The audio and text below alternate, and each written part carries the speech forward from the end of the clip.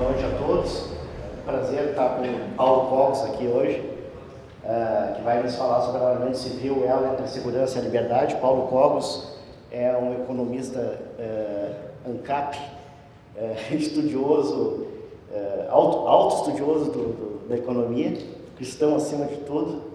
E nós vamos ficar aqui agora em torno de uma hora e meia. Uma hora e um pouquinho mais para perguntas. Isso. Perguntas depois, totalmente livre, cada um fala o que quer. Perguntas ligadas ao tema, né?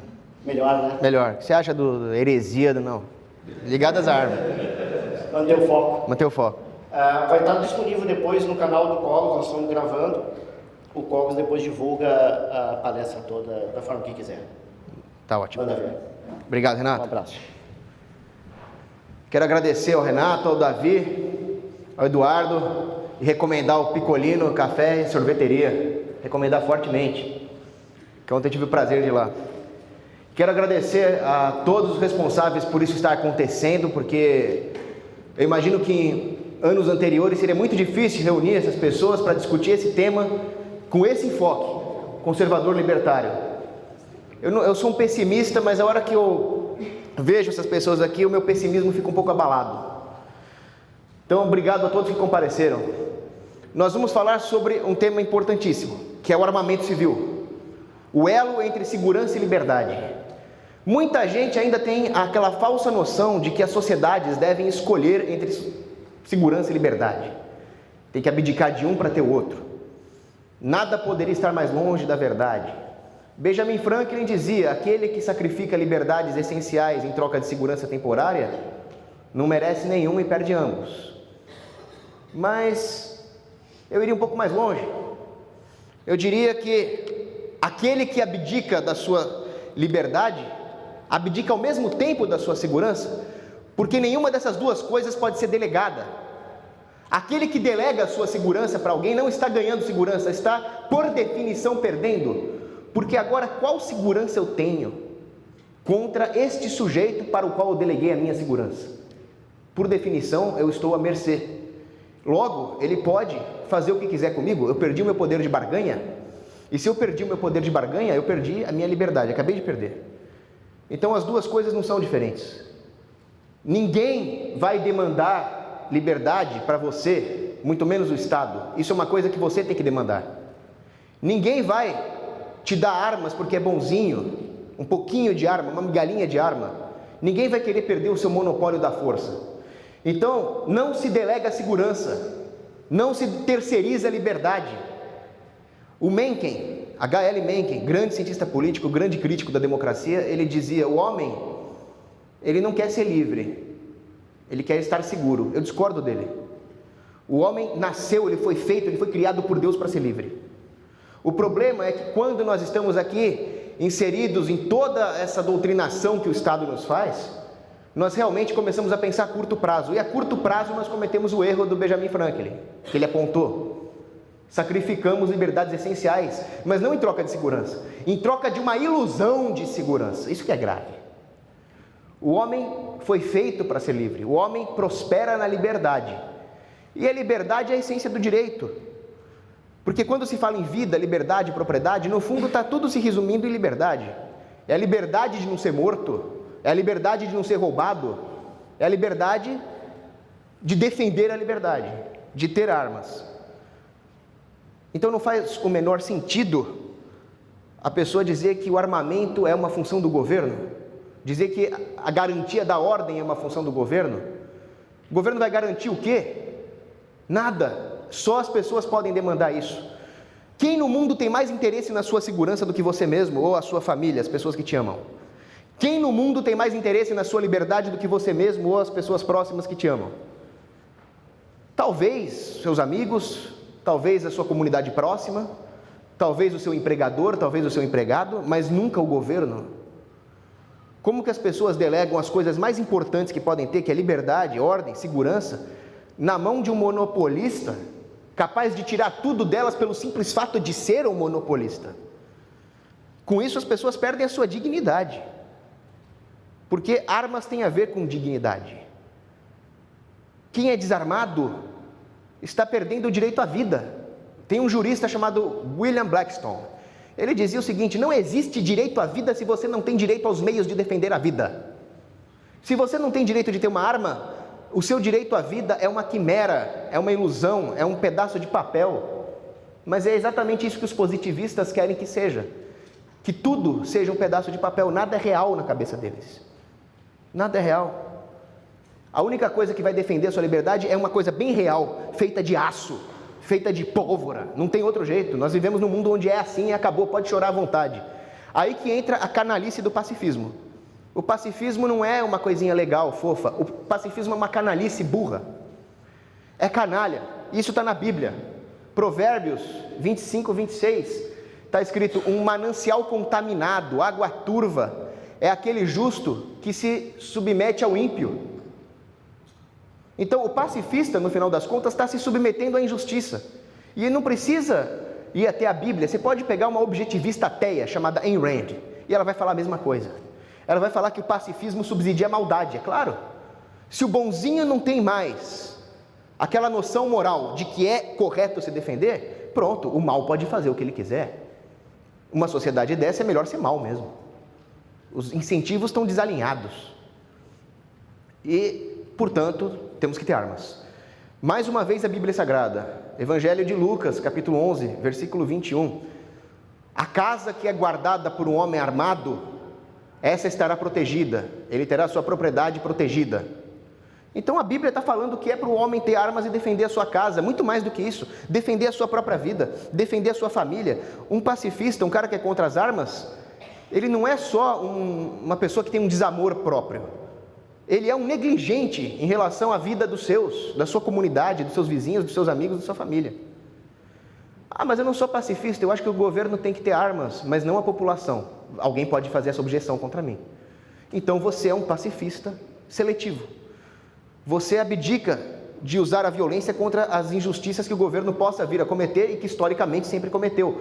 Em relação à violência do Estado, o desarmamentista é um pacifista, sim. O Estado passa a ser aquele bandido que faz o que quiser. Vocês já pensaram o seguinte? A segunda coisa mais conservadora que existe é a arma. É o uso da violência em defesa da justiça. Eu falo isso porque só tem uma coisa mais conservadora que isso, que é o amor, o caritas. E isso está na ordem do universo. Deus criou o universo com um plano pleno de amor. Então essa é a coisa mais conservadora que existe, mais reacionária que existe. Até que teve o Lúcifer que se rebelou contra Deus, não servirei. E aí o que Deus fez com ele? Ressocializou Lúcifer? Não, Deus não é a Maria do Rosário. São Miguel Arcanjo foi lá e deu uma espadada nele. Então, a necessidade de existir armas é a consequência do pecado, da negação do caritas, da falha moral, não importa que religião você seja, existe esse conceito. O conceito da imoralidade, o conceito do desrespeito à lei eterna. Se alguém desrespeita a lei eterna, não dá para tratar ele com carinho. Se Lúcifer continuasse no céu e não fosse expulso, nós misturaríamos o pecado dele com o amor de Deus, seria uma incoerência, seria distorcer o tecido da realidade. Então, por coerência, ele tem que ser expulso do céu. Da mesma forma, quando Jesus manda amar o irmão, não significa que você vai deixar ele fazer o que quiser e destruir o tecido da sociedade. Se ele não entende esses princípios, é preciso que ele seja tolhido da sua falsa liberdade de praticar o mal, porque essa não é a liberdade verdadeira. Agora, pensa o seguinte, por que as armas são tão fascinantes? Vocês já repararam que até os desarmamentistas gostam de arma? Por exemplo, vem uma senadora desarmamentista lá do Partido Democrata para mandar proibir. A primeira coisa que ela faz é pegar uma arma, assim, ela aponta para a plateia, arma destravada, tudo errado, né? Não sabem nada. Mas as armas, elas têm um fascínio, todo mundo gosta de arma. A menininha gosta de brincar de boneca, a hora que ela vê uma arma lá na esposa, ela... é impressionante. Por quê? Porque as armas, elas têm uma coisa transcendente por trás dela. Elas são a autoridade por definição. Elas são a própria definição de autoridade em última instância. Porque a autoridade se manifesta de várias formas. Por exemplo, um professor tem autoridade para reprovar um aluno, um empresário tem autoridade para demitir um funcionário, mas a autoridade que a arma te dá, ela transcende, porque ela é capaz de tirar a vida. Ela é capaz de mandar o sujeito para um outro plano. Então esse terror transcendente que está por trás das armas fascina, pelo mesmo motivo que pensar na vida e na morte fascina. Ao mesmo tempo, as armas elas têm uma coisa que é quase uma dualidade lacaniana ali. A civilização precisa dela para se manter. Ela pode fazer com que a barbárie subjugue a civilização, uma inversão da ordem, mas ao mesmo tempo a civilização, a alta cultura, as artes, a ciência só se mantém se, de vez em quando, ela valer-se de um instrumento de pura força bruta. É muito interessante isso. E é por isso que as armas emprestam dignidade às coisas. Você pode pegar qualquer brasão de qualquer país, qualquer bandeira de qualquer reinado, sempre tem uma arma. Se chama brasão d'armas. Porque as armas têm essa pompa e circunstância, elas emprestam dignidade. Se um homem se abstém da sua arma, ele perde a dignidade. Sempre foi assim. Sempre as castas inferiores em qualquer sociedade foram proibidas de ter arma. Eu vou falar disso mais tarde.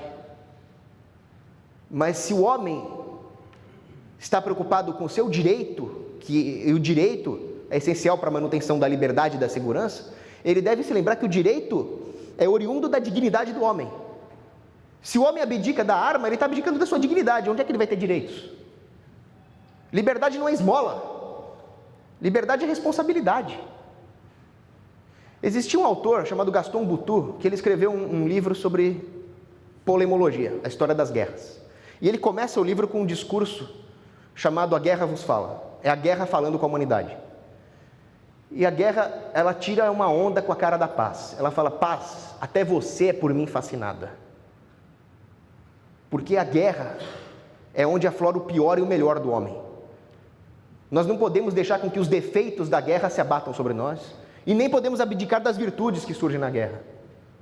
Por isso que eu coloquei essa foto, essa pintura da deusa Atena, Palas Atena, ela que nasceu armada. Ela era irmã de Ares, mas ela é melhor que Ares, porque Ares é só o deus da guerra. Ele é um deus violento, um deus imoral, que usa as armas até contra os próprios correligionários. Já Palas Atenas, ela é a deusa da guerra e da sabedoria. Ela submete o uso da força ao intelecto, e ela submete o intelecto à justiça. Ela faz o bem, e com isso ela é melhor que Ares. Eu diria que ela ganharia dele na porrada. É assim que a sociedade tem que ser. Quando nós submetermos o uso da força àqueles que têm reivindicações legítimas, aqueles que estão pensando no pão que vão dar para a sua família, nós vamos ter uma sociedade forte. A hora que o privilégio do armamento ficar na mão de gente que está pensando no próprio poder, nós vamos enfraquecer tudo, até a nossa segurança. Se vocês forem pensar, a ideia do desarmamento, ela é o oposto da ideia do martírio. Já pensaram nisso? O que é um mártir? Um mártir é um cara que sacrifica os seus bens temporais, até mesmo a vida, em nome de uma causa maior. O que é um desarmamentista? É um cara que sacrifica a própria dignidade e liberdade em nome de uma pseudo-segurança. E com isso ele sacrifica o resto da sociedade. Porque o mártir, ele beneficia o resto da sociedade. O desarmamento viola o princípio da subsidiariedade. Quando o Papa Pio XI escreveu a encíclica dele, Centésimos Anos, ele descreveu uma definição de subsidiariedade que eu achei genial e que eu achei que é um argumento anarcocapitalista. Ele fala: viola-se o princípio da subsidiariedade toda vez que uma instituição maior toma para si uma tarefa que as instituições menores poderiam fazer. Isso é o Estado. Ele está definindo o Estado como um violador do princípio cristão da subsidiariedade. E no caso das armas, o cidadão tem que se defender, ele tem o direito de se defender. Por definição, a vítima num crime está no local do crime, ela é a melhor pessoa para estar armada na hora. Vem o Estado e fala: não, isso é um monopólio? Isso é só eu posso fazer? Total violação. E o desarmamento, ele é anticivilizatório. Porque se as pessoas se armarem, porque é o direito delas, elas vão buscar cooperação social. Porque um indivíduo armado sozinho não pode fazer frente ao coletivo armado, por exemplo. Bastiat dizia: o direito é quando nós defendemos um arranjo social onde seja possível preservar o direito dos indivíduos. Isso é direito. Se for a ideia do coletivismo, já não estamos mais falando de direito, estamos falando em força do grupo. Isso é muito interessante. Então, fazer valer a justiça para o indivíduo é a definição de direito para Bastiat. A hora que o indivíduo percebe que não basta bradar aos quatro ventos que ele tem direitos, mas que ele precisa da cooperação do coletivo, ele precisa de ações comunitárias, ele precisa fortalecer a comunidade, a sociedade se torna mais coesa. Eu diria que os crimes cairiam, eu diria que tudo seria mais pacífico. Mas quando a sociedade fala, não, não precisamos nada, o Estado faz tudo para nós, o Estado vai nos dar tudo, vai nos dar a ordem, vai nos dar a harmonia social, não. Aí nós vamos ter desarmonia social, porque o Estado não faz nada, só faz coisa que acumula o poder dele. E aí nós vamos ter desarmonia social. E a primeira coisa que as pessoas vão querer é pedir mais Estado para ver se corrige a desarmonia social que foi criada pela própria existência do Estado. Não tem fim. A única solução é o homem entender de uma vez por todas que ele tem que se armar e o Estado que se dane. Tem uma outra coisa aqui.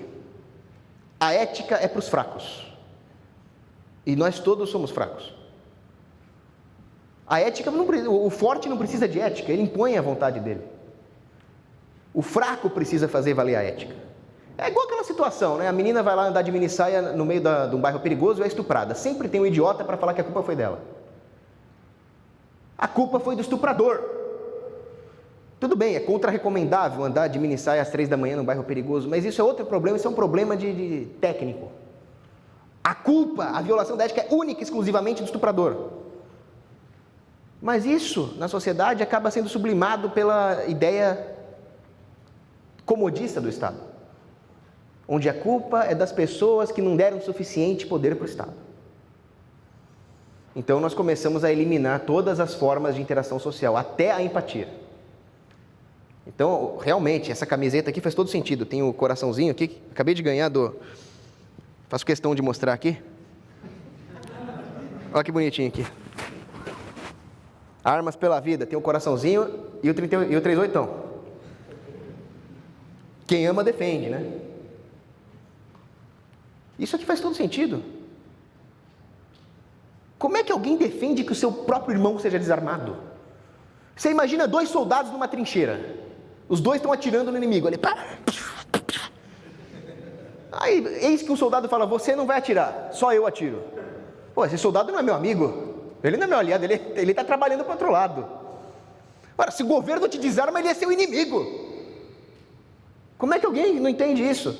Esse sujeito que está aqui, o antropólogo Hubble, ele dizia o seguinte: no final das contas, a sociedade emerge como civilização no momento em que as pessoas abdicam, se autorrestringem da violação do direito do próximo. É uma autorrestrição.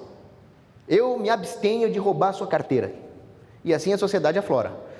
Mas não dá para contar que todo mundo vai fazer isso, que todo mundo vai ser amiguinho. O armamento individual é uma excelente maneira de restringir essas violações. Mas como eu disse, o indivíduo não faz isso sozinho, então ele vai procurar cooperação com outros. E se ele não procura cooperação com os outros, todos estão vulneráveis a quem assumiu o poder. Aquele que não vai se autorrestringir porque ele tem assimetria de poder. A assimetria de poder é um risco social enorme. É aquilo que eu chamo de problema do fraco marginal. O fraco marginal é aquele que é o mais fraquinho da sociedade. Então ele não conta, o importante é o grupo, vamos ferrar com a vida do mais fraquinho. Muito bem, você ferrou com a vida do mais fraquinho.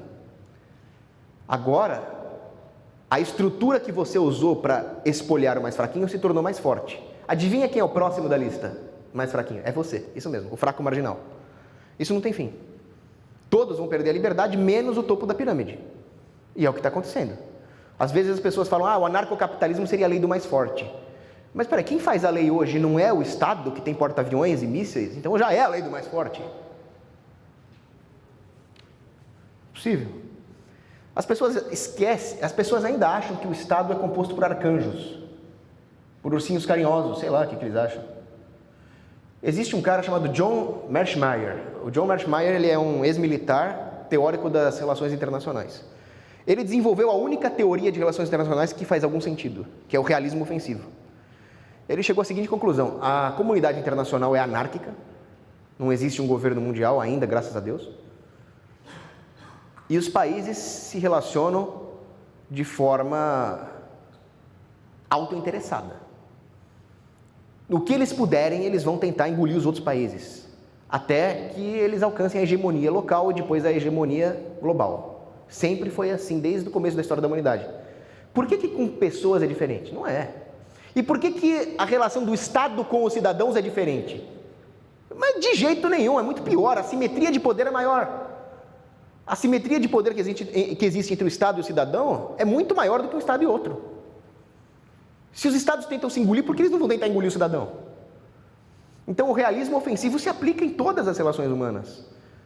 Como é que um Estado menor consegue sobreviver na comunidade internacional? Por exemplo, como é que a Coreia do Norte consegue evitar uma intervenção americana? Mais do que isso. Bomba atômica. A bomba atômica, ela causa esse comportamento autorrestritivo que o Hobble disse. No nível individual, qual é a bomba atômica? É arma de fogo.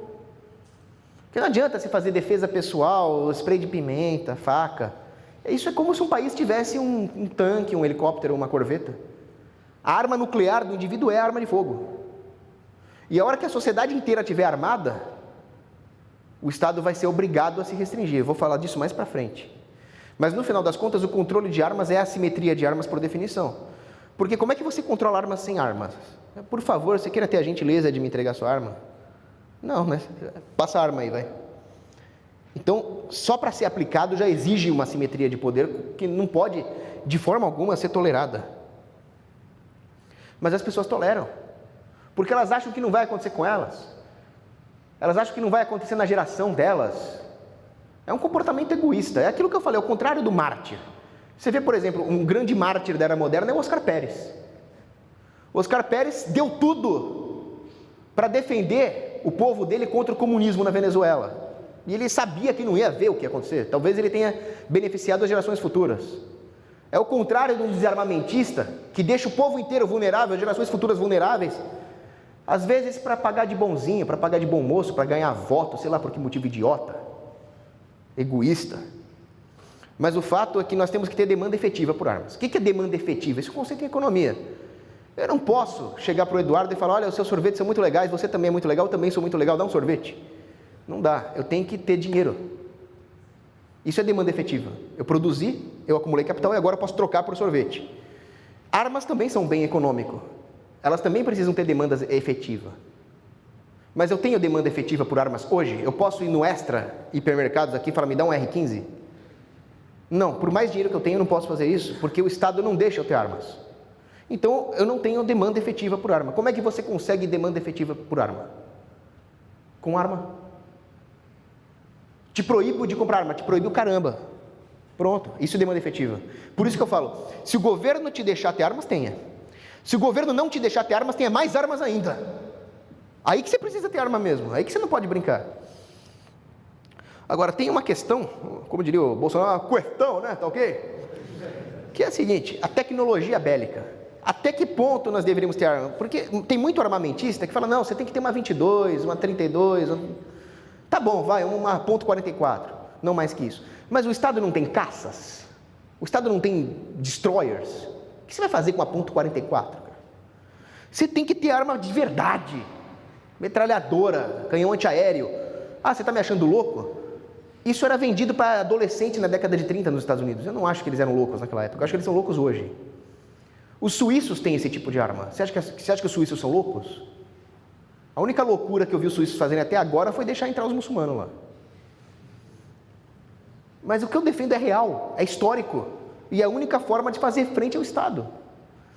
A tecnologia bélica, ela favorece o fraco. Ela é um equalizador, de certa forma. Porque o bandido está planejando bandidagem, o cidadão de bem está trabalhando, o bandido já começa em vantagem. Só uma tecnologia bélica muito superior pode fazer com que essa desvantagem seja menos significativa. A tecnologia bélica, por outro lado, não pode ser um monopólio. Tem um historiador que eu gosto muito, chama Kigley. O Kigley, ele escreveu um livro chamado, não me lembro exatamente o nome, mas era alguma coisa como Arranjos Societais e Sistemas de Armas, uma relação assim. E ele explica o seguinte, na Idade Média, existiam vários feudos, ducados, condados, que eram muito mais livres que hoje. Existiam burgos que floresciam ali entre o sistema feudal. Não existia o Estado moderno. Como é que começou a surgir o Estado moderno? O Kigley explica que foi quando o canhão suplantou a muralha. Ah, então o problema é o canhão? Não. O problema é a destruição da muralha, porque a muralha não tinha os seus próprios canhões. Existia Estado na Idade Média, não era anarcocapitalista. Então existia sim um coletivismo de terras, onde o servo era expropriado daquilo que ele produziu, de forma que, aos poucos, as elites governantes foram acumulando capital. E no que elas acumulavam capital, elas foram comprando armas, investindo em armas. A assimetria de poder foi se formando pelo próprio arranjo econômico, que não era capitalista pleno, era uma forma de coletivismo da terra, embora mais branda do que hoje, porque hoje tem função social da propriedade. Que katsu que é isso, né? Isso é comunismo puro. Mas o fato é que os estados foram se formando, não foi de um dia para o outro. Eles acumularam mais armas que a população. E tinha controle de armas. O Kigley fala isso no livro dele. A hora que desenvolveram armas mísseis, como a besta, onde um camponês podia, com pouco treinamento, furar a armadura de um cavaleiro de elite da alta nobreza, a primeira coisa que os estados, os governantes quiseram fazer foi proibir a besta. Começa assim. E assim eles mantinham esse arranjo. Foi deixando, pronto, agora os reis têm canhões, os pequenos senhores feudais só têm um muro. Hoje em dia eu vejo muita gente falando, vamos derrubar os muros e fazer pontes. Vamos fazer muro e encher o muro de mina terrestre, de metralhadora, cara. O problema todo foi quando derrubaram os muros e se formaram os estados nacionais modernos. Aí começa a baixaria. Tem que ter mais muro. Olha só, tá ok? Esse sujeito aqui escreveu um livro chamado A Luta pelo Direito, Rudolf von Ehring. Ele disse o seguinte: vocês já repararam que a deusa da justiça, a Têmis na Grécia, a Justitia em Roma, mas seja como for, ela está com uma balança e com uma espada. Por quê? Porque a espada sem a balança da justiça é brutalidade pura, é barbárie. Mas a balança sem a espada é impotente. Você vai fazer o quê? Você vai dar uma balançada no cara? Você tem que dar uma espadada. Esse é o ponto. Agora, eu sempre digo o seguinte: o grau de liberdade, de civilização de uma sociedade depende da liberdade das mulheres. Eu não sou feminista não, viu? Eu não sou um cara feminista não, eu sou hétero. Mas olha só. Mas as mulheres têm que ter liberdade, porque elas são seres humanos, e os seres humanos têm a liberdade por serem humanos, não é porque são XYZ.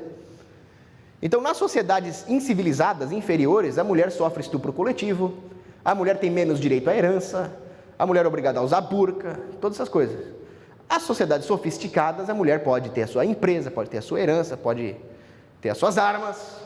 Então, nós vemos aqui esse caso indiano que eu queria mostrar. Isso aqui é um revólver calibre 32, Nirbik. Nirbik era uma menina indiana que foi estuprada coletivamente.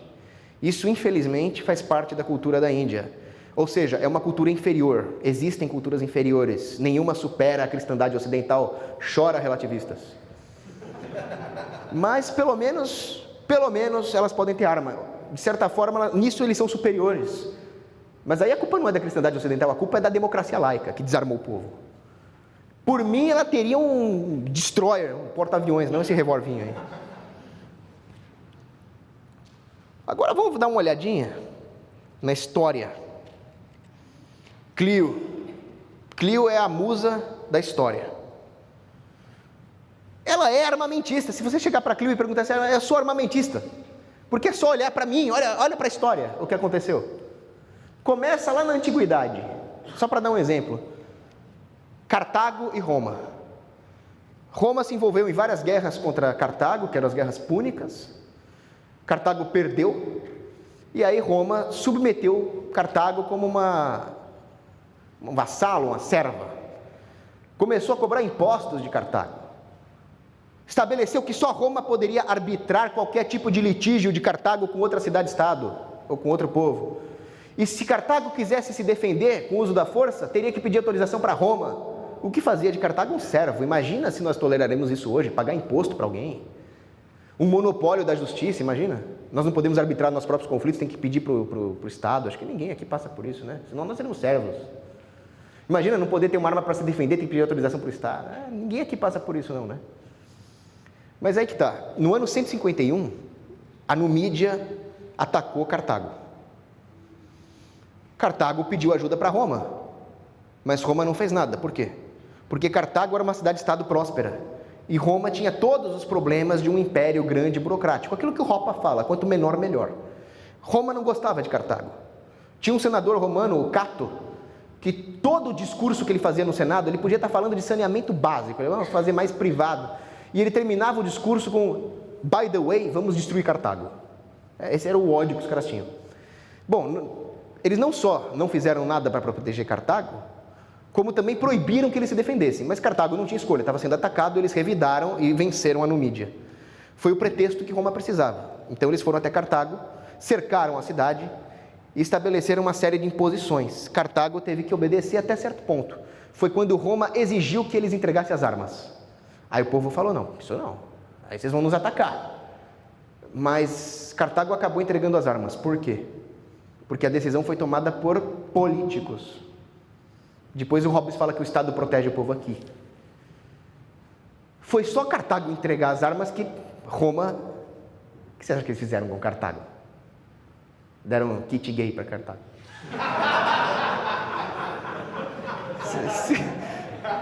Não, eles não foram tão maus assim, né? Pô, Roma tinha um pouco de moral naquela, não era igual a dádiva. Mas eles cercaram Cartago, expulsaram os habitantes, queimaram a cidade. Aí os habitantes falaram, filha de políticos, nos desarmaram. Aí eles mataram os políticos, exemplo, hein? Exemplo a ser seguido, mataram os políticos, e fabricaram as suas próprias armas. Eles conseguiram, num tempo recorde ali de poucos meses, semanas ali, montar uma marinha com 120 navios e mais um monte de armas pesadas. Só os cidadãos voluntariamente trabalhando para isso.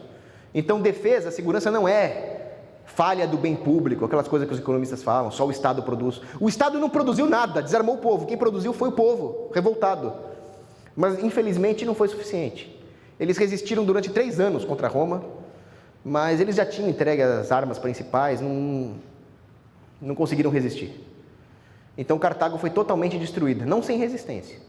Os cartagineses ficavam ali nos telhados das casas atirando nos romanos. Aí o comandante romano, Cipião, o africano, mandou queimar as casas.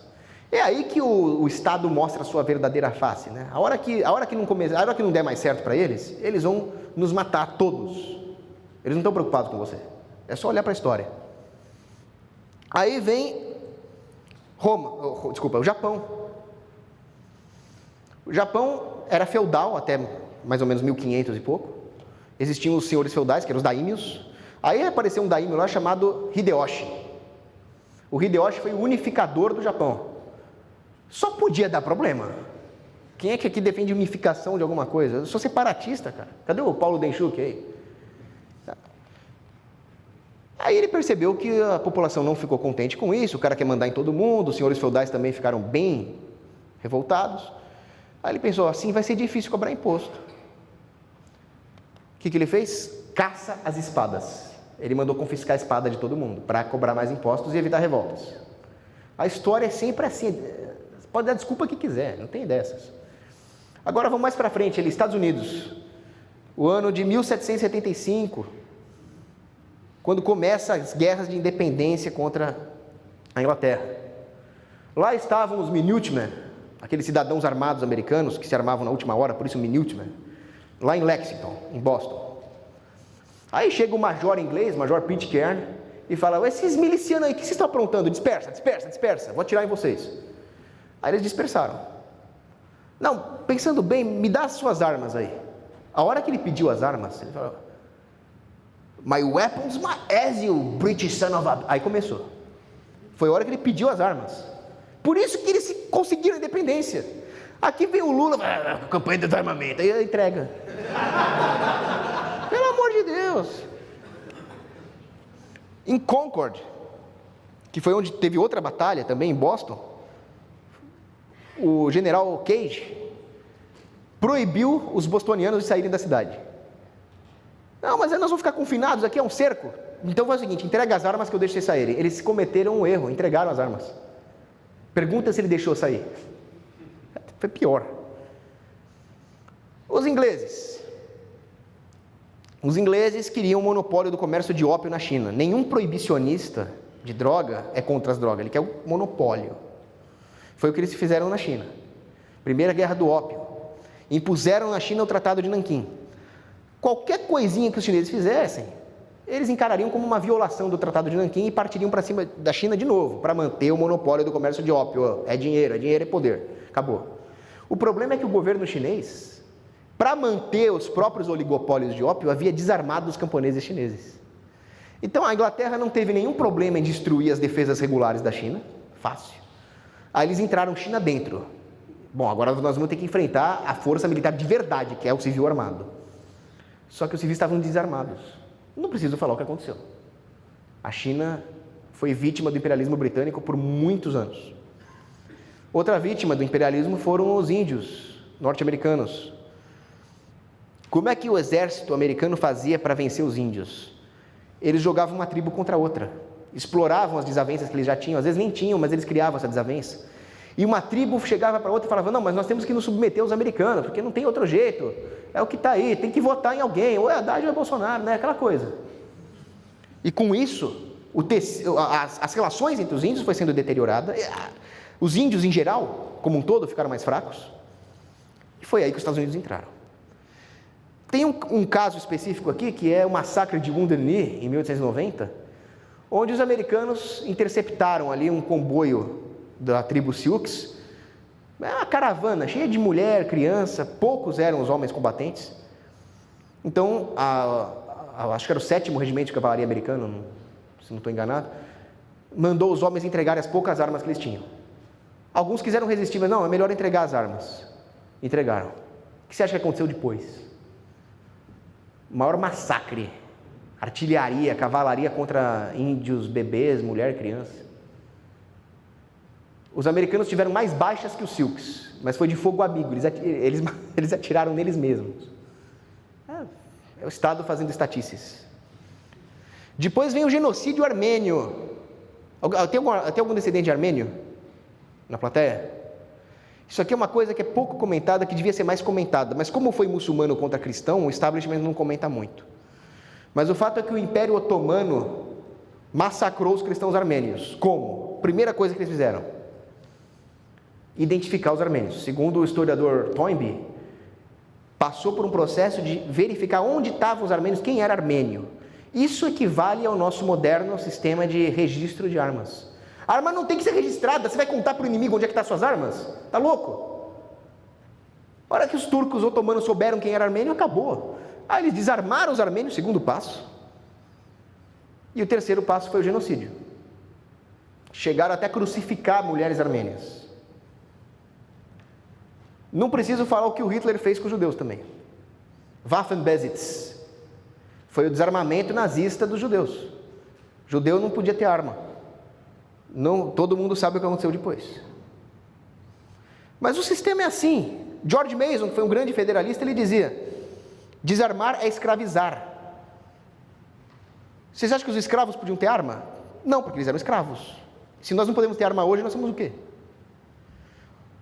Mesmo os negros e mulatos livres também não podiam ter armas, porque a sociedade americana nessa época era extremamente racista. Então, se você pegar a lei do estado de North Carolina em 1840, está escrito o seguinte: os negros e mulatos e mestiços livres precisam de uma licença para ter arma, porque eles eram considerados inferiores naquela época. Hoje, quantas licenças você precisa para ter arma? Eu diria que era mais fácil ter arma sendo um negro liberto em 1840 do que sendo um cidadão brasileiro hoje. Então nós estamos... É isso. Isso é totalitarismo.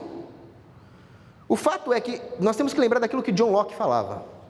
O John Locke disse o seguinte: os cidadãos têm que ter o poder de se rebelar contra o Estado, a qualquer momento. Se eles não têm esse poder, o Estado estará em uma situação de guerra contra o cidadão. Eu discordo de Locke. O Estado já está em guerra contra os cidadãos pelo simples fato de existir. Senão ele não seria um monopólio. Não tem como manter um monopólio sem agredir. E é por isso que o Estado se expande, porque o Estado vive da guerra. O Estado vive da guerra em todos os sentidos, e quanto mais guerra ele faz, mais os cidadãos se sentem desprotegidos e mais eles pensam a curto prazo. E nisso de pensar a curto prazo, eles abdicam da liberdade e das armas. Nós vivemos numa sociedade assim. Olha, tem um cara que eu não gosto muito dele, porque ele é marxista. É difícil gostar de alguém marxista, a não ser que seja uma marxista muito bonitinha. Não é o caso dele. É um diretor chamado Pasolini. Ele fez um filme chamado Saló. E nesse filme Saló ele faz uma crítica ao consumismo, à sociedade de consumo. Ele faz uma crítica anticapitalista, mas no final ele tem razão em algumas coisas, porque marxista geralmente tem mais razão do que social-democrata. E no filme ele mostra o seguinte: a sociedade consumista ela vai se degradando a ponto deles comerem fezes. Mas vocês já pensaram que nós estamos vivendo isso? Nós abdicando das armas, daquilo que empresta aquela dignidade que hoje só as nações têm, e delegamos tudo isso para o Estado, e vivemos só na balada, come um negocinho aqui, enche a cara ali, é uma sociedade consumista. E nessa sociedade consumista o Estado faz o que quiser conosco, e isso é o verdadeiro fascismo, isso é o verdadeiro totalitarismo. O totalitarismo não vai vir com revolução do proletariado, nada disso. A escola de Frankfurt já percebeu como é que faz. É só tirar da sociedade os pilares da civilização. Deixar com que as pessoas se deixem levar pelo hedonismo. Então o totalitarismo vai ser aplaudido pelo povo, não vai ser encarado com revolta. Isso que é assustador. Por isso que eu queria mostrar mais uma coisa aqui, das Armas pela Vida, que eu achei genial, achei brilhante isso aqui. É uma medalha. É uma medalha das Armas pela Vida. Ela é concedida àquele que, usando armas, defender a justiça, defender a vida, a liberdade, a propriedade do próximo, defender os inocentes contra os malfeitores. Essa medalha, isso que eu achei mais interessante de tudo, ela não é outorgada só aos policiais, também aos policiais, mas também, isso que eu achei genial, aos civis. Porque o civil que defende a sua família com uma arma, ele é um herói de guerra, ele é um cara que merece uma condecoração, uma pompa, que hoje só o Estado tem. Era para os civis terem isso. Eu achei um passo muito interessante. Agora, voltando à questão da guerra, Charles de Tille diz o seguinte: o Estado faz a guerra e a guerra faz o Estado. É por isso que o Estado não tem nenhum interesse em combater o crime, porque acaba se formando um ambiente de guerra. O Rio de Janeiro é assim. O Rio de Janeiro está em guerra. 60 mil homicídios por ano é pior que um teatro de operações. E com isso o pessoal começa a delegar mais funções para o Estado, mais poder para o Estado, por medo. É o medo coletivo, é o pensamento coletivo. O coletivo procura o aqui e agora. A elevação está só no indivíduo. E esse indivíduo tem que estar armado para poder refletir essas demandas, essas aspirações elevadas na sociedade. Uma sociedade desarmada é uma sociedade chã, é uma sociedade superficial, porque ela reflete o coletivo, não o indivíduo. Aí sempre tem aquele cara que dá o exemplo da fechada, é o clássico, né? Fechada de trânsito.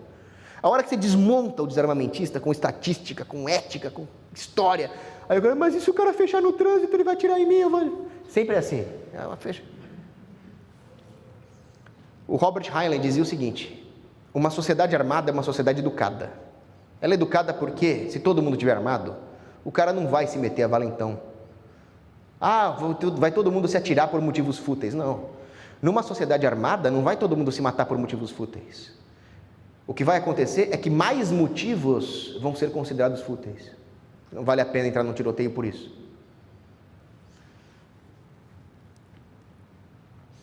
Agora, com todo esse negócio que eu estou falando, mais uma coisa, acabei de lembrar, em relação àquela coisa de desarmar e escravizar. Quando os Tudor tomaram o poder na Inglaterra, e eles começaram a perseguir os católicos, o que você acha que eles fizeram? The Penal Laws. Eles proibiram os católicos de ter arma. Sempre a mesma palhaçada. A Inglaterra depois desarmou todos os seus cidadãos quando acabou a Primeira Guerra Mundial, porque a população estava depauperada e a Inglaterra tinha medo que os cidadãos se revoltassem. A motivação é sempre a mesma. Está aqui, esse cartaz, que eu esqueci de falar, é um cartaz soviético. Ele vem do regime bolchevista de Lenin. Entregue as suas armas. Não preciso explicar o que o Lenin e o Stalin e todos que os seguiram fizeram com o povo na União Soviética.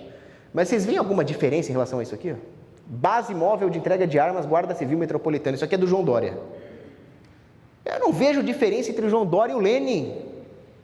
Talvez o Lenin não fosse tão hipócrita, só isso. Agora, nós temos que entender uma outra coisa. Assim, nós temos que entender uma outra coisa. Eu acho que nesse ponto muita gente pode estar concordando comigo, mas ainda vai ficar aquela dúvida. É possível que o civil armado consiga fazer frente ao Estado? Você não acha que o Estado, ele é o especialista na guerra? Acabou, nós já perdemos. Não, o Estado não é especialista na guerra. O Estado é especialista em nos enganar, em ludibriar, em aterrorizar. Mas na porradaria ele perde. A história mostra isso. Os milicianos sempre tiveram um sucesso surpreendente no campo de batalha. Tem vários exemplos disso. Por exemplo, quando os poloneses e suecos invadiram a Rússia lá em 1612, eles aniquilaram o exército regular russo. Foram civis armados que seguraram a barra lá em Moscou. O Lampião venceu a polícia estatal várias vezes, mas ele foi derrotado por civis armados em Mossoró. Mas que eles não. No campo de batalha regular também, as tropas milicianas sempre demonstraram uma certa superioridade. Por exemplo, na Batalha de Crécy, Eduardo III contra Filipe IV. O que fez o Eduardo III da Inglaterra ganhar do francês Filipe IV foram arqueiros longos que eram cidadãos armados, eram os yeomen, aqueles pequenos proprietários de terra que lhes era permitido ter um arco. E nessa batalha, esses arqueiros destruíram os paladinos franceses e os mercenários genoveses, que eram altamente profissionais. Porque os civis armados têm interesse, é isso? Esse é o ponto. Os civis armados são imprevisíveis, são irregulares. Tem um comandante militar americano chamado Francis Marion, que é da Guerra de Independência. Ele venceu várias batalhas contra os ingleses usando milícias civis armadas, porque os ingleses não sabiam de onde estava vindo o negócio. Eles tinham inteligência sobre o exército americano regular, mas não sobre esses caras. O problema é que com a existência do Estado, ele cria certos trade-offs que não existiriam no livre mercado. No que o Estado quer controlar tudo, ele tira até a eficiência da tropa. A tropa é burocratizada, precisa de licitação para comprar arma, precisa de licitação para mudar a doutrina, precisa de licitação para tudo. Enquanto isso, os bandidos, o crime organizado não estão sujeitos a essas restrições. Eles estão sempre um passo à frente das forças do Estado. Empresas privadas de segurança, civis armados, não teriam essas restrições estatais. Eles teriam vários mecanismos para concatenar eficiência com redução do risco moral. O Estado não tem nada disso. O Estado é o próprio risco moral e, à medida que o tempo passa, ele vai ficando ineficiente. Quer ver um exemplo? A França, na Primeira Guerra Mundial, torrou bilhões para construir a linha Maginot. A linha Maginot era uma fortificação que protegia, teoricamente, a França. O povo desarmado, o Estado vai cuidar de tudo, fez uma fortificação gigantesca, cheia de canhões de altíssimo calibre. Aí chegou um gênio militar alemão, nazista, desculpa, eu falei Primeira Guerra, Segunda Guerra, chamado Heinz Guderian. O Heinz Guderian, ele simplesmente deu a volta pela linha Maginot. Acabou. Como é que o Estado francês não pensa nisso? Porque o Estado não é capaz de prever as coisas, ele só prevê o acúmulo do próprio poder e no curto prazo ainda. Por isso que eu digo que dá para vencer o Estado. Veja os suíços. Os suíços conseguiram a sua independência com civis armados e se mantiveram como um pequeno enclave no meio da Europa, sobrevivendo a todo tipo de ideologia vermelha, totalitária, fascismo, Primeira Guerra, Segunda Guerra, e os caras ali com bancos riquíssimos. Como? Como é que os caras mantêm bancos lotados de dinheiro ali no meio e não são invadidos? Civis armados. Maquiavel falava isso. Maquiavel falava, os suíços não têm um exército, eles são um exército. Aí é o ponto. Conta-se, não sei se é verdade, que o Kaiser alemão William II foi falar com o embaixador suíço e falou, é verdade que vocês têm uma milícia de 1 milhão de homens? Aí ele falou, meio... E se eu chegar aí com 5 milhões de homens e invadir o seu território, o que vai acontecer? Aí o suíço respondeu, cada suíço vai dar 5 tiros e volta para casa. O próprio Hitler, o pessoal fala, Hitler não invadiu a Suíça porque ele tinha um acordo com a Suíça. Não tinha acordo nenhum, era só invadir e pegar o dinheiro. Por que o Hitler não invadiu a Suíça? Ele chegou a pensar nisso. Porque ele sabia que ele ia tomar tiro de todo quanto é lado. O terreno é montanhoso, a estratégia do Heinz Guderian com os tanques, né, a Blitzkrieg não ia funcionar ali, ele ia ter que entrar com a infantaria. Aí ia chegar o soldado alemão, que treinou 13 meses ali, contra um suíço que atira desde os 6 anos. Quem que vai ganhar? Por isso que criança tem que ter arma. Está aqui a arminha de brinquedo, aqui tem que ter. Primeiro porque a criança, se ela puder ter uma arma, os pais vão ter todo o incentivo para educá-la moralmente. Porque arma é responsabilidade moral.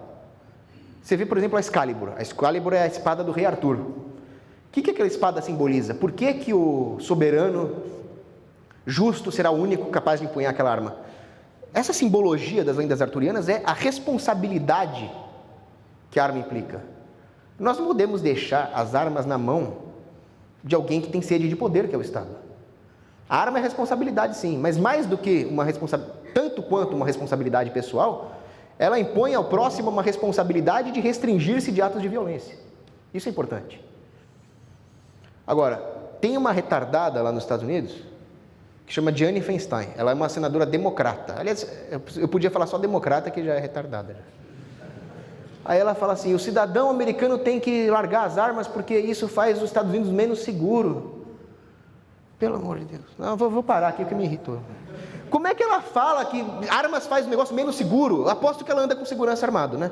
É impressionante. Sempre tem uma celebridadezinha lá de Hollywood, uns lixos. Ah, vamos desarmar. E tá o armário lá com 3/8, a 9mm. Tira a arma dele primeiro, então. O Obama é desarmamentista, Casa Branca tem uns sniper lá. Agora, o almirante Yamamoto, na Segunda Guerra Mundial, sugeriram para ele invadir os Estados Unidos. Ele falou: não dá para invadir os Estados Unidos, porque atrás de cada lâmina de grama ia ter um fuzil. Como é que essa besta quadrada fala que vai ficar menos seguro? Agora, uma coisa interessante nessa questão aí do armamento civil é o direito à secessão. Isso que vai ser um excelente tema para a próxima palestra, é muito importante. Porque no momento em que nós defendemos o direito à secessão até o nível individual, nós estamos defendendo a autonomia do indivíduo em todos os sentidos, inclusive dos meios que ele tem que ter para defender essa autonomia. Pelo menos no campo moral, talvez não no campo prático, mas no campo moral, nós estamos eliminando a possibilidade de um grupo espoliar o outro, de um grupo conquistar um território e fazer desse território uma fazenda humana e sugar os recursos para ele, porque agora nós temos a noção moral da secessão individual. Boykin já dizia: com a secessão individual, os contratos vão ser verdadeiros, porque o indivíduo pode, por definição, fazer com que a sua vontade valha, com que a sua existência pese, e assim os arranjos políticos refletirão as demandas individuais legítimas por segurança e por liberdade. É claro, basta que não haja essa simetria de poder. Então, no momento em que nós defendemos a secessão, que é importantíssima, é a chave da liberdade, nós estamos automaticamente defendendo o direito das armas individuais, que é a única forma de estabelecer essa secessão. Só as armas podem restringir alguém que não concorde com a secessão, ou seja, alguém que quer te tratar como um meio, não como um fim. E outra coisa, uma sociedade onde imperasse o direito de secessão individual seria extremamente pacífica. É o que eu chamo de pax secessionis. Pelo seguinte: se não existe nenhum incentivo para você capturar a propriedade alheia e escravizar os outros, já que você enfrentaria uma enorme resistência, poucas pessoas se dariam ao luxo de ter esse comportamento, porque elas iam tomar muito tiro. Ao passo que a cooperação individual, para aumentar a própria segurança e defender aquilo que é comum a todos os homens, que é o direito de liberdade, isso sofreria um enorme incremento numa sociedade dessa. A maioria das pessoas está mais preocupada com o próprio bem-estar do que em passar a perna nos outros. Alguns preferem passar a perna nos outros, como o George Soros. Mas o que George Soros faria numa sociedade onde todos os indivíduos pudessem, como o Boykin disse, estabelecer contratos privados pela força das armas? Ele não faria nada. Ele tomaria o tiro no meio da cara feia dele. E os cidadãos procurariam a cooperação comunitária, procurariam os seus semelhantes, aqueles que têm pensamentos parecidos, aqueles que têm aspirações parecidas, aqueles que têm uma cosmovisão parecida, de forma a reduzir os conflitos localmente. Então, a força das armas permaneceria no local onde a pessoa tem mais empatia, mais laços comunitários, e não na mão de uma instituição distante que tem todos os incentivos para te espoliar sem resistência. Por isso que uma sociedade dessa seria pacífica e comunitária. E finalmente nós temos o direito natural como um fator racionalizador. No final das contas eu podia não dar essa palestra e falar só que o armamento é um direito sagrado do indivíduo. Para mim isso basta. Se chegasse um palestrante aqui e falasse, arma é direito natural, tchau, ok, é isso. Mas essa ideia do direito natural é um fator racionalizador. Quando as pessoas entenderem isso de uma vez por todas e deixarem de lado a praga do utilitarismo, elas vão começar a defender a propriedade privada um do outro para preservar o próprio direito. E assim surgiria uma sociedade mais próspera, porque nós sabemos que a propriedade privada é o que gera prosperidade. Então, esse direito natural é um fator que faz com que toda a sociedade diminua os custos de transação jurídicos, porque a propriedade privada é um fator muito mais objetivo do que função social, maximizar, sei lá, o PIB. As pessoas teriam o que defender. Elas não teriam mais esse pensamento de gado, de querer usar o próximo como um meio para pegar os próprios fins, o que gera uma tensão social eterna. E isso fortalece o Estado.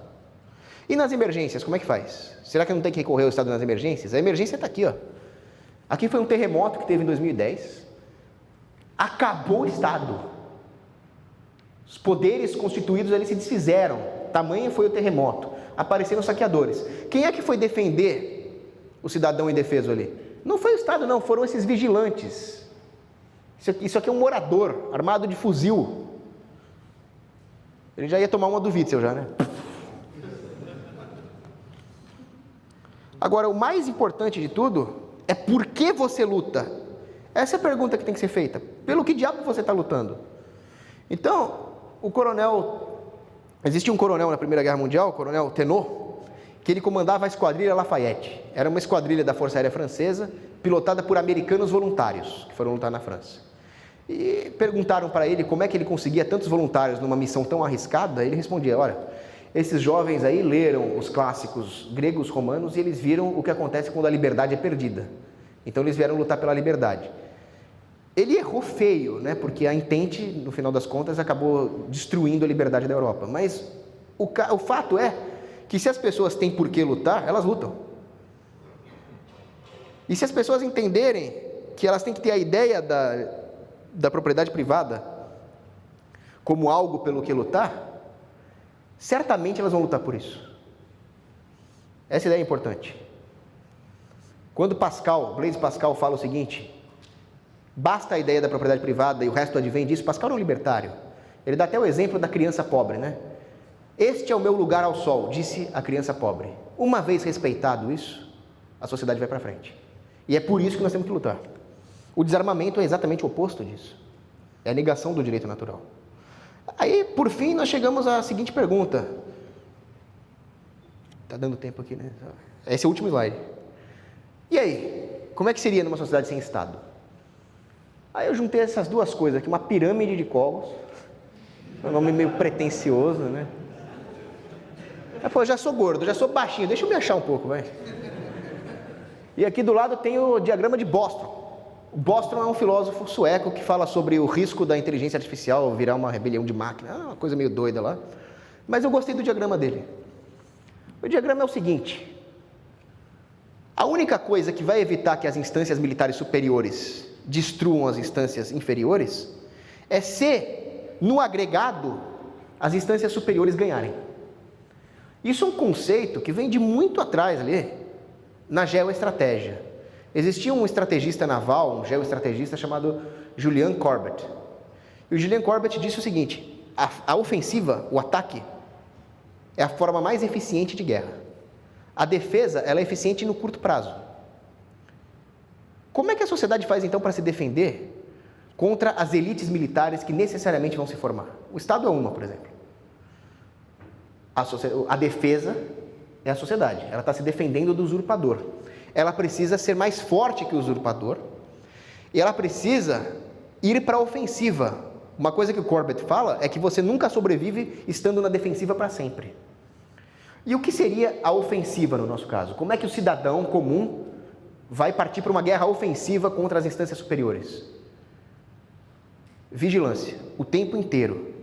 Ele precisa usar todas as estruturas que ele tem possível para atacar qualquer tentativa de usurpar o poder. É o contrário do Estado, porque no Estado o cidadão se submete.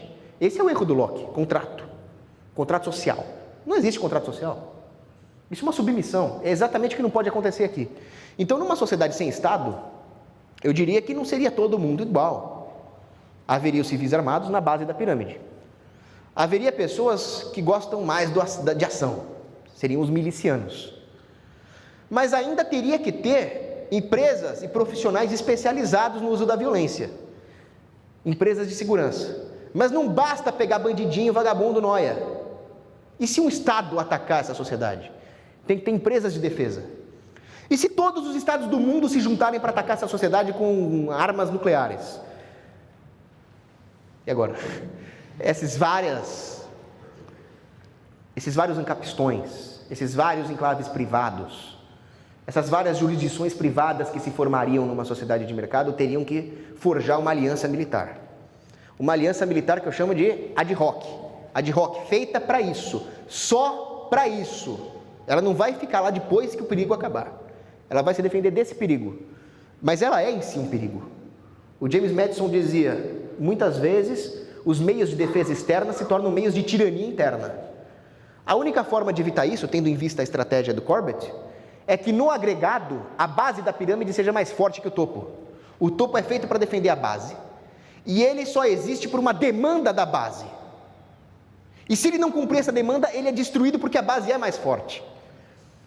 Então, tudo bem, uma empresa de defesa vai ter um porta-aviões? Vai. Mas o resto da sociedade armada é capaz de invadir essa base naval e matar todo mundo se essa empresa usar o porta-aviões para fazer alguma bobagem. Esse é o ponto. É garantido? Aí eu vou ser honesto com vocês. Não, nada garante que numa sociedade sem Estado, o Estado não volte a se formar. Mas aí é o que o Molinari fala. Numa anarquia pode acontecer problema, mas no Estado é garantido que o problema vai acontecer. Isso aqui tem que ser muito bem observado e nunca se pode delegar isso para ninguém. A sociedade inteira tem que vigiar essa pirâmide. O poder agregado embaixo é perene, o de cima é só contingencial. Todos os federalistas ali falavam isso. Um exército permanente é uma ameaça à liberdade. A não ser, eu diria, que ele seja diretamente controlado por vias mercadológicas. O anarcocapitalismo é isso. E aí, onde é que entra o diagrama de Bostrom? Ele fala o seguinte, existem ameaças no mundo que são individuais. Um assalto contra uma pessoa é uma ameaça individual. Uma invasão seria uma ameaça social, coletiva. E ele classifica também pelo nível da ameaça, pela gravidade da ameaça. O problema é o seguinte, se o indivíduo não tiver ele mesmo preocupado com a própria segurança, no agregado nunca haverá a providência de meios de defesa contra uma ameaça coletiva. O Estado é uma ameaça coletiva, e é grave. Ele tira a nossa liberdade, ele tira a minha, a sua, a de todos que estão aqui e a de todos que estão lá fora. A única forma de se defender dessa ameaça coletiva é se a preocupação com a segurança for individual. E não é só com você, é com o próximo. Você tem que se penalizar com alguém que está sendo injustiçado pelo Estado. Ah, o Daniel Fraga. O Daniel Fraga, ele é a favor do aborto e ateu. Já tive treta com ele que não acaba mais. Mas na hora que perseguiram o Daniel Fraga, eu defendi ele. Porque ao defender a liberdade dele, eu estou defendendo a minha. Esse é o ponto. Então, por fim, eu quero terminar com uma frase que o Davi citou ontem no churrasco. Quis custodiet ipsos custodiet, assim que fala? Essa frase é de Juvenal. Quem vigia o vigilante? Meu Deus, ninguém vigia o vigilante. A não ser que nós que vamos contratar esse vigilante, tenhamos a nossa arma e os meios de vigiá-lo. Todo mundo se vigia. Todo mundo vigia a liberdade de todo mundo. Salmo 144:1. Bendito seja o Senhor, minha rocha, que treina minhas mãos para a guerra e meus dedos para a batalha. Vamos comprar armas! Obrigado.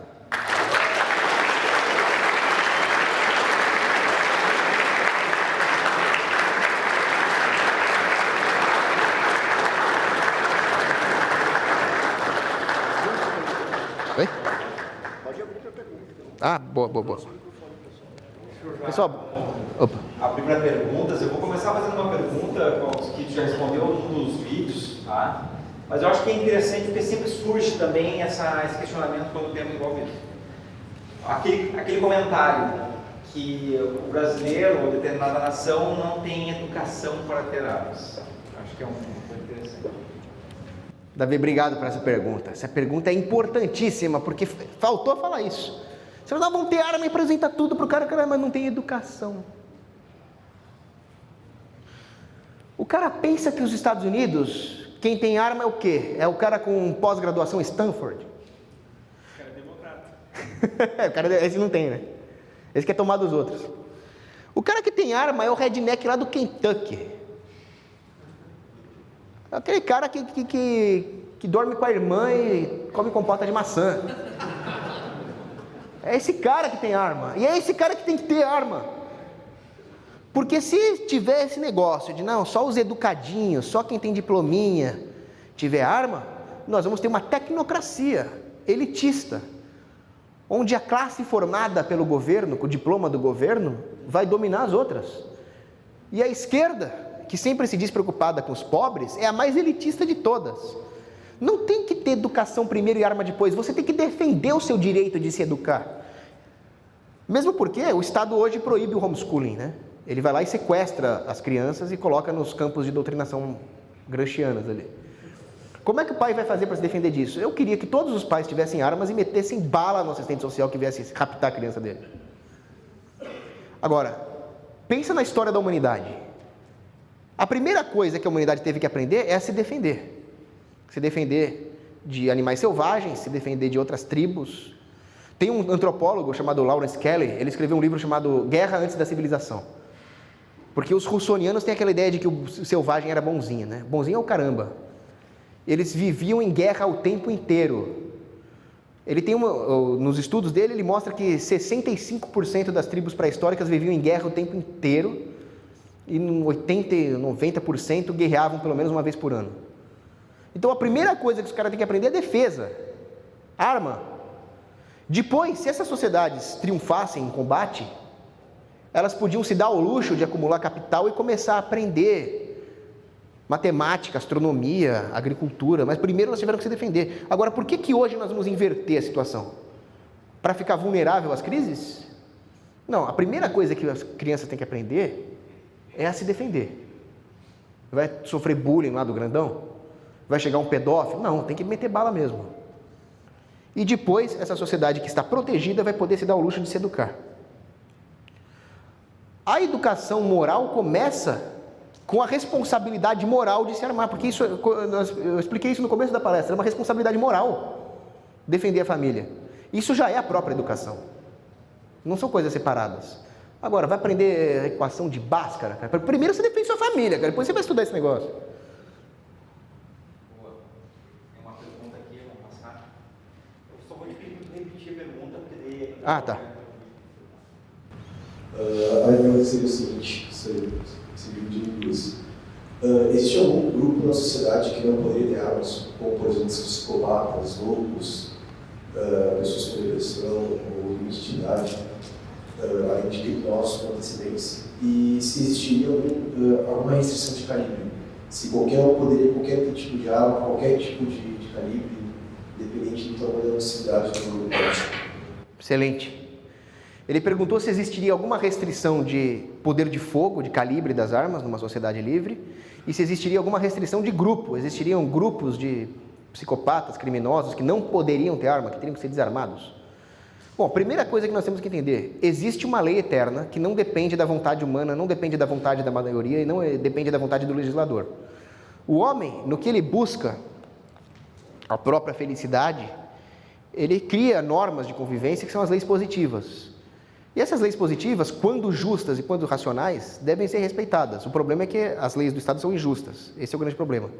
Uma sociedade precisaria garantir que ela não corresse o risco de ter um louco com uma ogiva nuclear tática. Você imagina, né?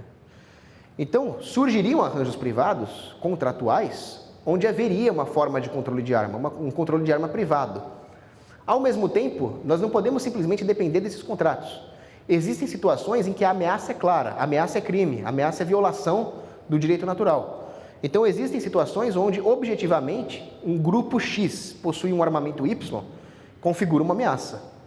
Eu diria que o primeiro grupo que não poderia ter armas é o Estado. Por exemplo, os Estados Unidos. Os Estados Unidos já jogou 2 bombas atômicas em cidades cheias de civis. Você acha que um cara desse pode ter arma? Ele não devia nem ter um canivete, o exército americano. O Estado é uma ameaça. Um exército permanente monopolista, que mantém o seu monopólio por coerção, por definição, não pode ter arma. Criminosos. Eu não vou falar aqui do cara que brigou no bar e deu um soco na cara do outro. Vamos falar de assaltantes, estupradores, latrocidas. Para mim, teria pena de morte. Agora, um cara que está disposto a usar o armamento para cometer crimes, para violar o direito natural dos outros, ele também não pode ter armas. Isso não é um desarmamento, isso é um controle de armas necessário. Por esse mesmo motivo, nós vamos deixar o Estado ter arma. Pessoas loucas. Isso é muito perigoso. Isso é uma coisa que o Estado faz, porque quem é louco? O que é louco? Eu posso ser considerado louco, porque eu tenho síndrome de Asperger. E a menina que está em depressão porque brigou com o namorado? E o outro que tem obsessão compulsiva, maníaco, essas coisas aí. Tem vários tipos de desvios da normalidade. Não é por isso que o cara tem que ser desprovido do seu direito de ter arma. Ele só pode ser desarmado se ele for um louco do tipo perigoso, um sociopata. Então, um sociopata tem que ser desarmado. Uma pessoa com desvios da normalidade, não. Senão, pouca gente aqui tem arma. Esse é o primeiro a ser desarmado. Agora, e quando o cara professa uma seita cujos dogmas mandam matar infiéis? Esse cara também não pode ter arma. Não, de jeito nenhum. O cara quer cobrar imposto de cristão, quer matar judeu, hindu e budista, quer implantar um califado mundial, tem uma tática demográfica de suplantar os outros povos através de migrações. Não, esse cara não tem que ter arma, não. Vocês sabem do que eu estou falando. Agora, restrição de calibre. Outra coisa que você perguntou. Armas nucleares, por exemplo. Eu posso ter uma arma nuclear recreativa na minha casa? Não, isso é uma ameaça muito grande. As armas nucleares, mesmo hoje, elas têm vários mecanismos de controle. Não é qualquer um que pode acionar. Se o Trump tiver um tumor cerebral, ele não vai acionar as armas. Porque ele precisa de chaves de acionamento simultâneo com o general Mattis, com o secretário de defesa, com o vice-presidente. Não é assim que funciona. Agora, numa sociedade sem Estado, eu diria que teria mais controles ainda. Porque por várias vezes o mundo quase acabou na mão desses caras. Por várias vezes a Guerra Fria quase ficou quente por erros técnicos. Tem um livro sobre isso, Out of Control. Então, numa sociedade livre, as pessoas iam procurar segurança sim. E a segurança depende também de controlar esse tipo de arma. Mas não precisaria desse tipo de arma. Você vai guerrear com quem? Não ia ter Estado. Ao mesmo tempo, só não vai ter Estado se nós tivermos aquela pirâmide que eu falei, onde os civis estão pesadamente armados. Então eu não restringiria armas de guerra convencionais para os civis. Por mim, você pode ter um tanque. Por mim, você pode ter um obuseiro de campanha, você pode ter um cruzador. No caso, não haveria nenhuma efetiva para ter armas de grande calibre. Haveria. Mas, por outro lado, haveria contratos para que essas armas não fossem... Imagina um vizinho louco com artilharia de foguetes. Ninguém ia querer morar num lugar desse. Então, os contratos rearranjariam isso. De uma forma a equilibrar o risco moral com o risco de um atentado de loucura, né? Mas eu sei que não é perfeito, mas é melhor deixar com que o mercado ajuste isso do que automaticamente deixar todas as armas na mão de um monopólio que tem um histórico terrível e deixar o povo sem armas. Eu vou fazer um comentário agregando a tua palestra. Eu tenho um amigo meu que está morando em Jerusalém. E casualmente hoje eu liguei para ele como é que estava, e ele disse como é que estava a segurança por lá, né? E eu disse, olha, aqui faz mais de anos que não tem assalto nenhum. Eu disse, por quê? Não, aqui a população é toda armada. Eu disse, pô, mas porque tu tem uma arma, eles não vão te atacar? Eu disse, não, eles têm medo dos outros que estão armados. No momento que tu pedir socorro, todo mundo puxa uma arma para ver o que está acontecendo. Então, quer dizer, é uma população totalmente armada, né, treinamento, tudo, e a cidade ficou mais segura assim. Obrigado por esse depoimento, é exatamente isso. Você vê que lá as professoras andam armadas e não tem aqueles mass shooting na escola, né? Tem uma situação que está acontecendo muito aqui no Rio Grande do Sul e no Brasil todo, que os bandidos, o crime organizado percebeu que é muito fácil assaltar os caixas eletrônicos das cidades de 1, 2, 3 mil habitantes, que ao mesmo tempo não tem população para ter um efetivo policial grande, mas tem população para ter um caixa eletrônico com 30, 40 mil reais, 100 mil reais. Então, o armamento do civil talvez fosse uma solução, e isso daqui a pouco é uma via de entrada do pensamento armamentista, porque ninguém seria contra a população fazer uma milícia para que isso pare de acontecer, porque as pessoas estão sendo colocadas em cordões de isolamento 3 vezes por semana aqui no Rio Grande do Sul, o senhor mira de fuzil. Então, isso eu acho que seria uma coisa que seria muito bem aceita para ser colocada no pensamento de armar o cidadão dessas pequenas cidades, que são os nossos rednecks, né? O gaúcho aqui da fronteira de Uruguaiana, de Paraí, que adora a arma, mas perdeu a chance de ter a sua arma porque ela é proibitiva. Então, acho que isso é uma boa porta de entrada. Eu queria saber a tua opinião sobre isso. Concordo plenamente. Tem uma música do Figueiras, né, que fala que o Rio Grande do Sul foi forjado na pólvora do pampeano, né? É isso. E outra coisa, a arma, como você disse, é um fator cultural aqui no Sul. Tirar as armas do gaúcho, do pampeano, é tirar a cultura deles. E uma cidade que não tem população suficiente para ter uma empresa de segurança, uma delegacia, a arma é uma forma de conseguir segurança barata. E os países sabem disso. Por exemplo, os Estados Unidos ele economiza muito dinheiro no setor de defesa porque ele permite a Guarda Nacional. É uma reserva onde o cidadão serve algumas semanas por ano e no resto do tempo ele vai trabalhar na profissão dele. Então, o civil armado, ele é a segurança da mais barata que tem. Roma e Grécia eram assim. O cidadão romano, o cidadão grego tinham muitas armas e com isso, Maquiavel fala, eles sobreviveram de uma forma relativamente livre por 800 anos. Hoje, as sociedades democráticas modernas, elas não, em questão de décadas, elas perdem a liberdade num ritmo brutal por causa disso. E o cidadão rural ali, da cidade pequena, ele mantém a raiz cultural viva. Muitas vezes nas metrópoles se perde, tem que ter a raiz rural. E esses homens que moram nessas cidades pequenas, esses homens do campo, tem que ter arma, pelo amor de Deus. Opa, antes de fazer a pergunta, eu queria falar sobre uma situação que teve recentemente, inclusive o próprio Paulo fez uma live junto com o Vote e tal, sobre um casal que fez homeschooling, né, o casal Cipriano, e estão sendo processados pelo Estado por educar seus filhos, né? E a gente sabe que para o anarcocapitalismo chegar, a gente tem que lutar junto, né? A gente tem que estar junto para fazer isso. E não adianta só a gente estar na internet, sabe, fazendo meme e tal, quando tem um casal sendo agredido pelo Estado, né? Então, antes de fazer a pergunta, claro, eu gostaria de pedir a todos aqui que se identificam como libertários, como anarcocapitalistas, ou o que for, que quando virem sobre esse assunto, que falem sobre esse assunto e que se manifestem sobre esse assunto, que é importante. E, bom, tem uma família sendo agredida, né? Isso me incomoda bastante. A pergunta é relacionada, de certa forma, a isso, que é, eu entendo que existe, a falácia foi toda sobre isso, basicamente, sobre os pontos de quando a gente chegar no anarcocapitalismo, quando a gente estiver perto disso, ó, que legal, mas o que fazer agora? Quais são os primeiros passos? Isso é uma dificuldade que eu tenho identificado, que se eu soubesse, eu já estaria fazendo. É isso. Boa. Olha, uma das coisas a serem feitas é isso aqui.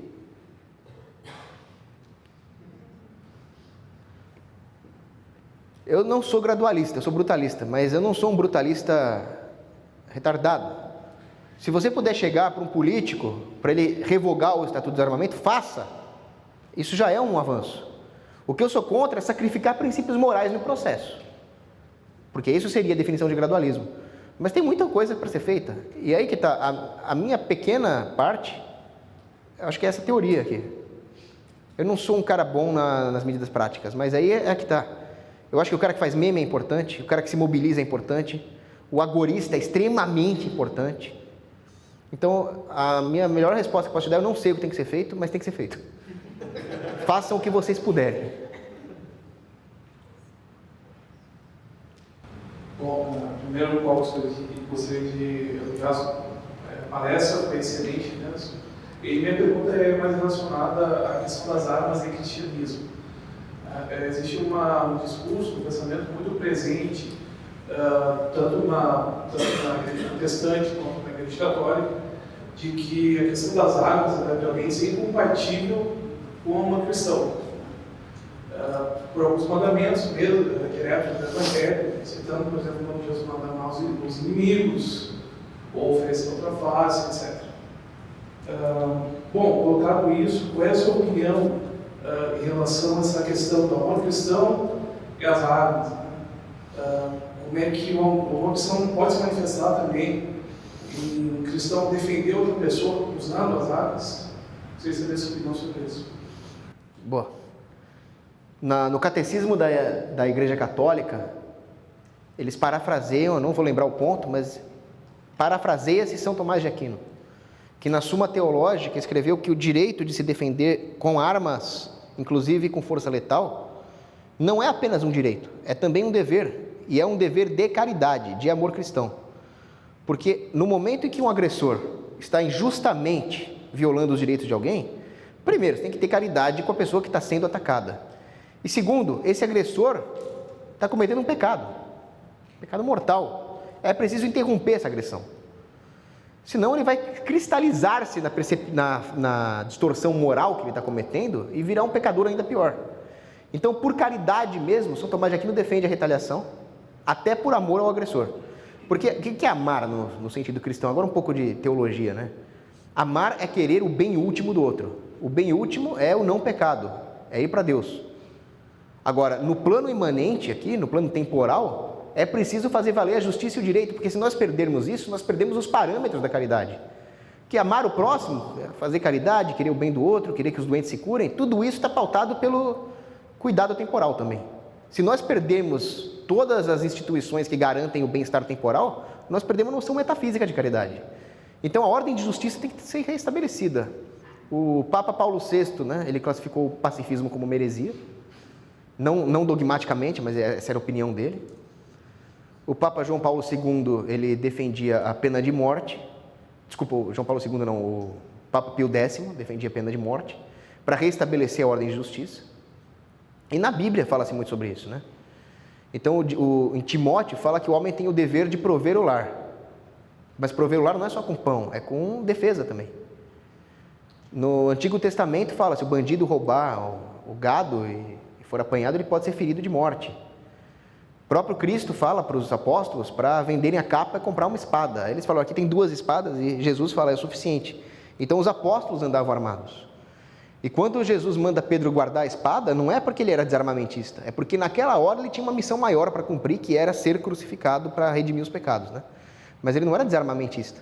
E quando Jesus fala dê a outra face, aquilo significa permanência na luta, não ficar tomando... Continua no combate por mais que você sofra, essa era a mensagem, né? Então nunca a Igreja Católica foi pacifista, senão não teria cruzada, não teria inquisição. É que hoje inventaram que o cristão tem que ser pacifista para nos enfraquecer. É uma armadilha dos iluministas aí, né?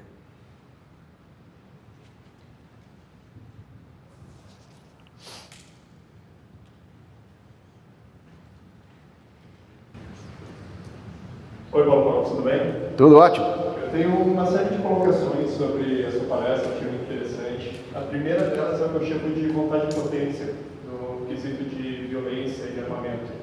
De nada adianta um indivíduo, por exemplo, estar armado, mas não ter, digamos, a capacidade, a potência de realizar uma violência. Mas o mais importante do que a potência é a vontade de fazer o bem. Um indivíduo em defesa, ele não consegue fazer nada, ele não consegue parar o mal. Somente um indivíduo com grande capacidade de ser agressivo, ele consegue parar o mal. Bem, o segundo ponto que eu gostaria de colocar, o que tu acha da centralização da defesa e cursos operacionais de defesa, que é uma coisa que o Estado faz no trade-off, que tu comentou. Quanto ao Estado também, na democracia, tu comentou sobre decisão social e direito coletivo. A cisânia social é o que o Estado usa para manter o pessoal sempre em uma guerra ideológica entre grupos, uma forma de dividir para conquistar. O Estado está sempre em guerra contra a sociedade. E mais por uma questão assim de sátira, que ninguém de ferro, no exército, qual que é o melhor tipo de pão para alimentar as tropas? O integral, o sem glúten ou o digão? Muito obrigado pela sua palestra. Obrigado pelas colocações. Eu vou começar pela última. No exército, o único pão que você come é o pão que o diabo amassou.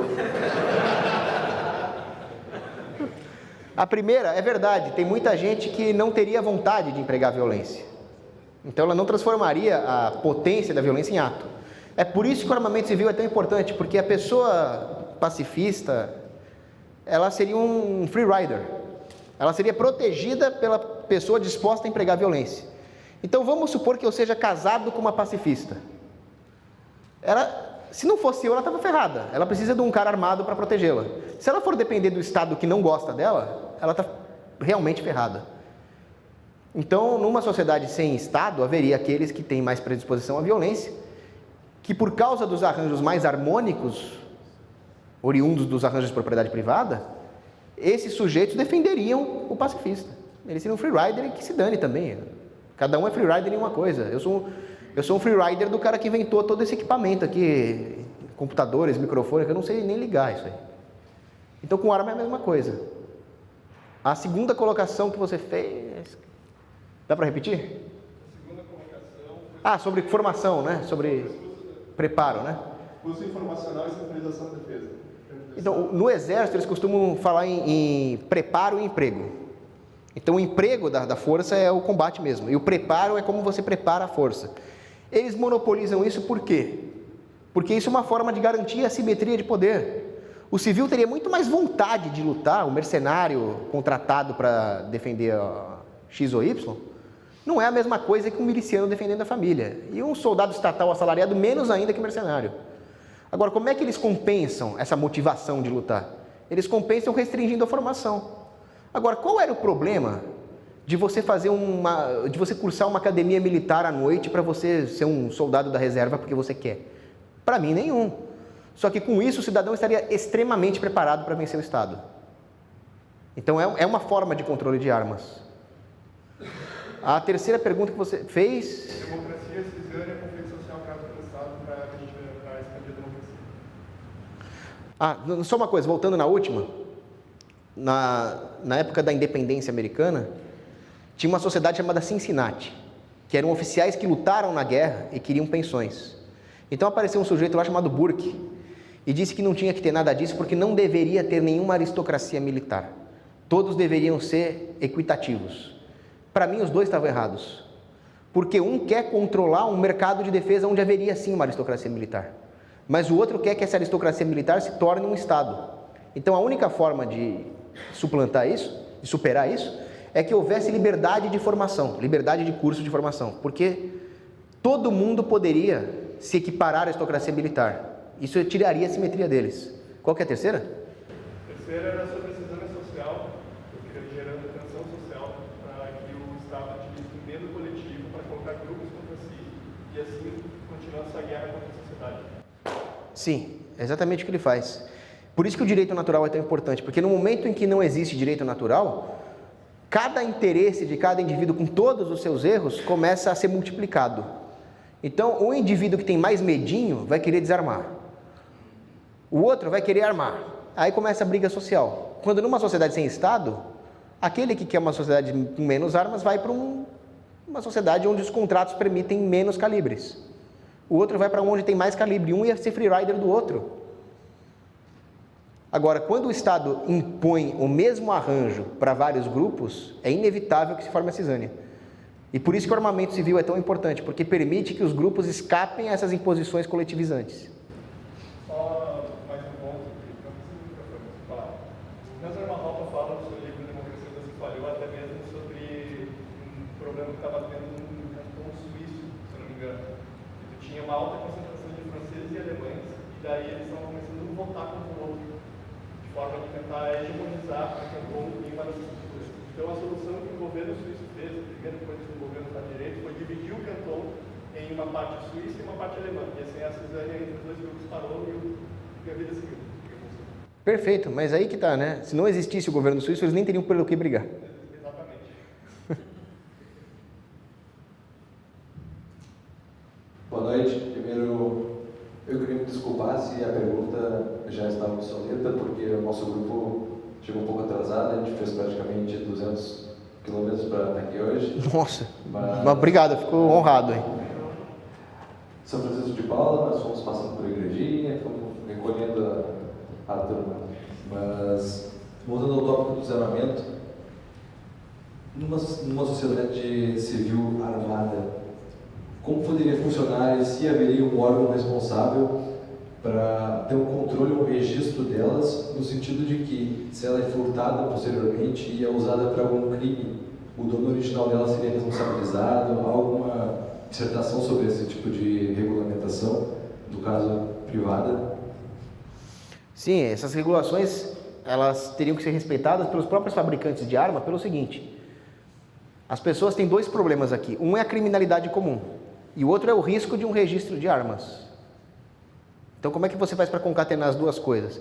Se o Estado impõe o registro, é a mesma coisa que o Hitler fez na Alemanha. Primeiro ele registrou as armas, depois ele confiscou.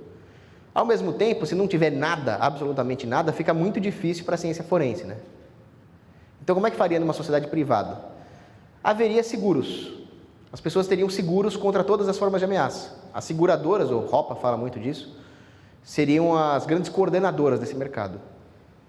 Obviamente, com a demanda do consumidor, porque aí que está a beleza do separatismo. No final das contas, o consumidor tem que ter o poder de demandar. E só o separatismo dá esse poder para o consumidor. O voto democrático é uma ilusão. A possibilidade de um indivíduo decidir se separar é que realmente emprestaria eficiência a esse mercado.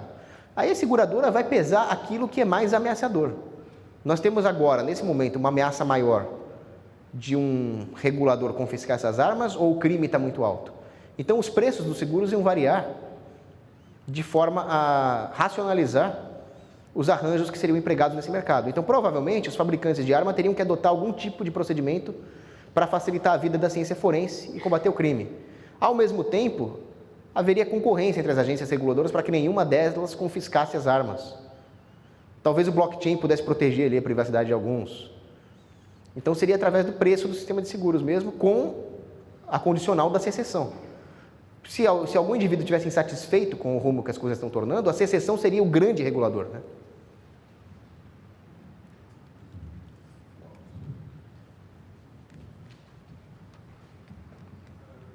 Boa noite, primeiramente. Cox, quem garantiria que o topo da pirâmide não poderia se rebelar junto e virar um Estado atacando a base da sua pirâmide? Filosoficamente falando, nada. Na prática, o armamento pesado dos civis, de alto calibre, poderia ser um excelente restritor. Pelo seguinte, por mais armas que o sujeito tenha, o combate se dá na infantaria, ele é decidido na infantaria. Se os civis tiverem armas de infantaria pesadas, eles vão ser capazes de tirar qualquer tipo de poder estratégico dessa super aliança militar, né? Então, o civil tem que ter o máximo de arma que ele puder ter. Tá bom, né? Obrigado. Obrigado, pessoal. Pela presença de vocês.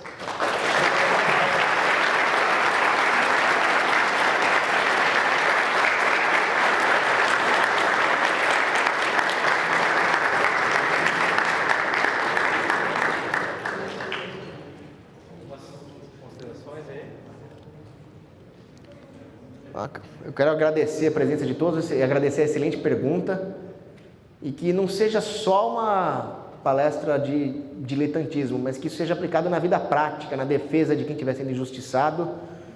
E a hora que vocês tiverem a oportunidade, treinar com armas, procurar um curso de tiro, ensinar os filhos a atirar. Isso parece que é uma coisa distante, mas a hora que nós achamos que isso é distante é que o Estado nos pega. Então, começa agora. Começa a levar isso a sério agora. Obrigado.